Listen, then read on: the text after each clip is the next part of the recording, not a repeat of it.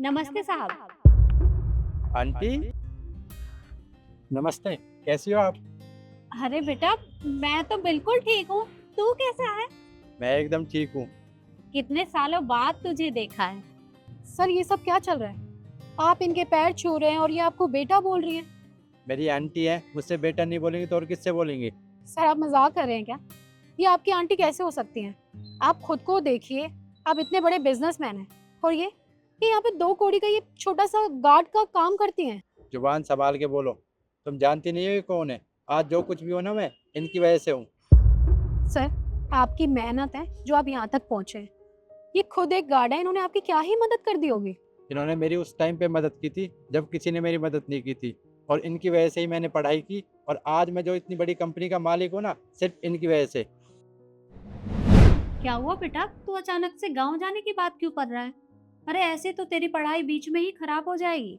Aunty क्या बताऊँ, पापा की तबीयत खराब है और यहाँ शहर में रहता हूँ। किराया, भाड़ा, खाना पीना और फीस भी भरनी होती है। तो पापा के पास फ़ोन किया तो वो कह रहे कि मेरी तबीयत ठीक नहीं है और मैं तुझे पैसे नहीं पहुंचा सकता, तू पढ़ाई छोड़कर गांव आ जा।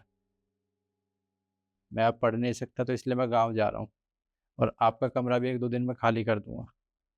देख बेटा, अगर तू ऐसे ही पढ़ाई छोड़कर चला जाएगा तो तेरे पिता ने जो सपने देखे थे उन्हें कौन पूरा करेगा?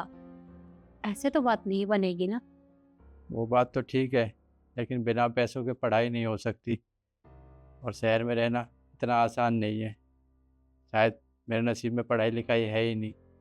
अच्छा, तू 1 मिनट रुक, मैं अभी आती हूँ।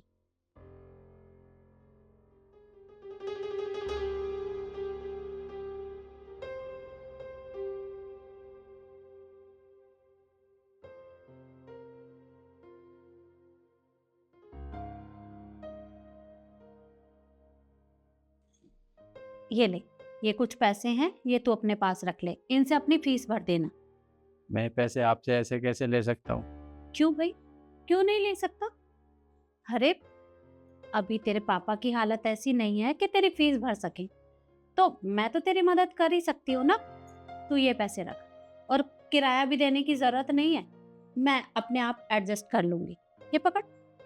आंटी मैं आपका एहसान कभी नहीं भूलूंगा, और जैसे ही मेरे पास पैसे हो जाएंगे मैं आपके पैसे ज़रूर लौटाऊंगा।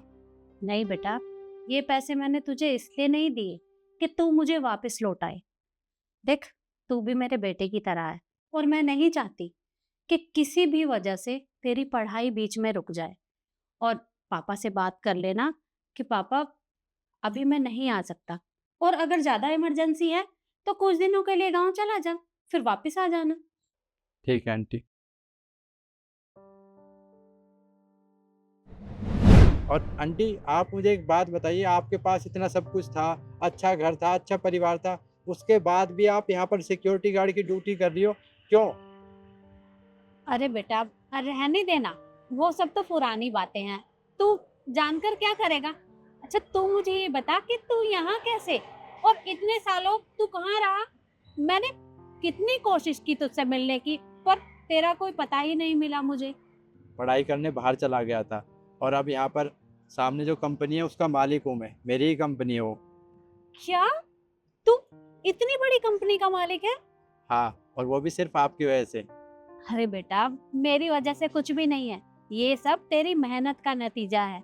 आप इन सब बातों को छोड़िए, मेहनत तो है मेरी, पर आप मुझे ये बताइए आप यहाँ पर क्या कर रही हैं? आपने मेरी बात का जवाब नहीं दिया।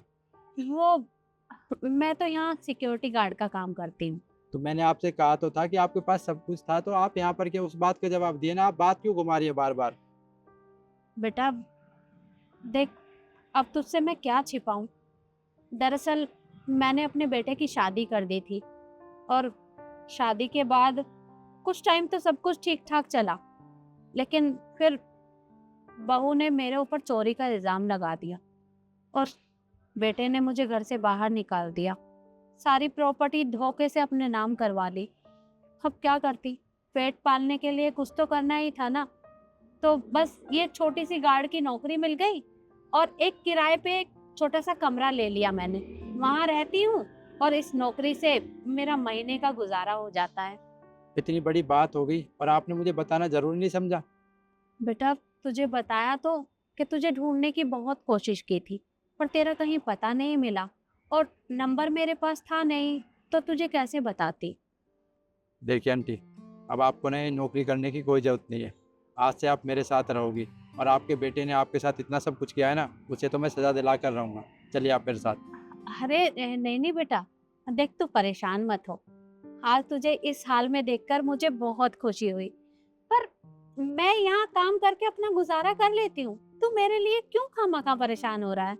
जब मेरे पास कुछ नहीं था तो आपने मेरी मदद की थी, और आज मेरे पास इतना सब कुछ होने के बाद मैं आपको इस हाल में कैसे देख सकता हूँ। मुझसे बहस मत कीजिए, चलिए मेरे साथ आइए। चल।